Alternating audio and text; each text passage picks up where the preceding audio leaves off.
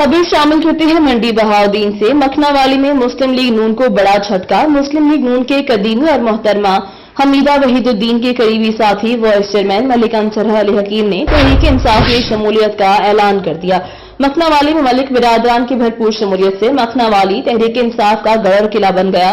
पाकिस्तान तहरीक इंसाफ के रहनुमा मियां Babar Shahzad Waraich of Marala, Chaudhary Zafar Iqbal Tarar, master Syed Nazir Hussain Shah और सैयद इमरान मकसूद शाह ऑफ मखनावाली की कोशिशें रंग में आई। मखनावाली मुस्लिम लीग नून के कदीमी कारकुनान और साबिका सूबाई वजीर मोहतरमा हमीदा वहीदुद्दीन के बहुत ही करीबी साथी मलिक बिरादरान की तरफ से तहरीक इंसाफ में शमूलियत से मखनावाली तहरीक इंसाफ का घर और किला बन गया। वह शानदार वजीर आज़म इमरान खान के विजन और मिशन को पाया तकमील तक पहुंचाते हुए मखनावाली को तहरीक इंसाफ का गढ़ बनाएंगे। इंशाअल्लाह एमएनए हाजी इम्तियाज अहमद चौधरी की क़यादत में मखनावाली के तमाम मसाइल का खात्मा तरजीही बुनियाद पर होगा।